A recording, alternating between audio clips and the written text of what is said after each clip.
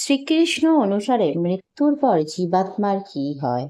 গীতাতে এটা বলা হয়েছে যে যখন শ্রীকৃষ্ণ অর্জুনকে এই জ্ঞান প্রদান করছিলেন, সেই মুহূর্তে অর্জুন ভগবান শ্রীকৃষ্ণের কাছে জিজ্ঞাসা করলেন, হে কেশব, কৃপা করে আমাকে এটা বলো, মৃত্যুর পর মানুষের কি হয়? তখন ভগবান শ্রীকৃষ্ণ অর্জুনকে বললেন, হে পার্থ, এই সৃষ্টিতে মানুষের মৃত্যুর পর প্রথমে তো তাদের পরলোক গমন করতে হয়, তারপর সেখানে কিছু সময় থাকতে হয়। সেখানে নিজের কর্ম অনুযায়ী অর্থাৎ আগের জন্মে করা পাপ অথবা পুণ্যের ফল ভোগ করতে হয়।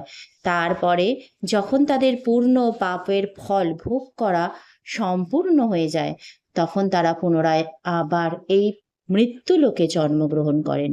এই জন্য মৃত্যুলোককে কর্মলোকও বলা হয়ে থাকে। কেননা মৃত্যুলোকই এমন একটি লোক যেখানে প্রাণীদের সেই কর্ম করার অধিকার রয়েছে যার মাধ্যমে তাদের প্রারব্ধ নিশ্চিত হয়। এই শুনে অর্জুন আবারও জিজ্ঞাসা করলেন, হে বাসুদেব, এই পৃথিবীকে মৃত্যুলোক কেন বলা হয়?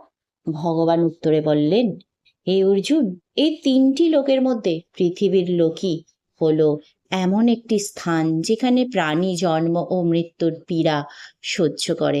অর্থাৎ পৃথিবী ছাড়া আর এরকম কোনো লোকই নেই যেখানে কোনো প্রাণীর জন্ম অথবা মৃত্যু হয়ে থাকে। ভগবান কৃষ্ণ আরো বললেন, মৃত্যু কেবল শরীরের হয়, আত্মার কখনো মৃত্যু হয় না। আত্মা না তো কখনো জন্ম নেয়, না তো তার মৃত্যু হয়।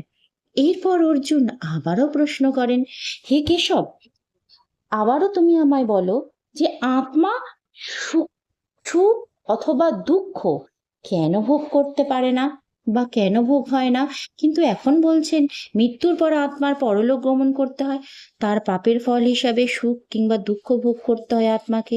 এর অর্থ শুধু পৃথিবীতে আত্মাকে সুখ অথবা দুঃখ ভোগ করতে হয় না, পৃথিবীর সাথে পরলোক গমন করার পর আত্মাকে সুখ ও দুঃখ ভোগ করতে হয়?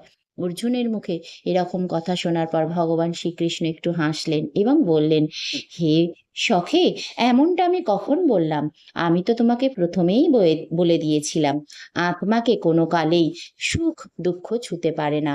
কেননা আত্মা তো আমার মতো অবিনাশী, পরমেশ্বরের দিব্যি রূপ। হে অর্জুন, পরমেশ্বর অর্থাৎ আমি মায়ার অধীনে নয়, বরং মায়া আমার অধীনে। তাই সুখ দুঃখ তো মায়ার রচনা, আর এটাই কারণ মায়া আমাকে তার অধীনে কখনোই নিতে পারে না। তাহলে তুমি বলো, মায়ার মধ্যে রচিত সুখ আর দুঃখ আমার উপর কিভাবে প্রভাব ফেলতে পারে? হে অর্জুন, তোমাকে এটাও বলে দিই, সুখ দুঃখ তো কেবল শরীরের ভোগ, আত্মার নয়। এরপর অর্জুন ভগবান শ্রীকৃষ্ণকে বললেন, হে নারায়ণ,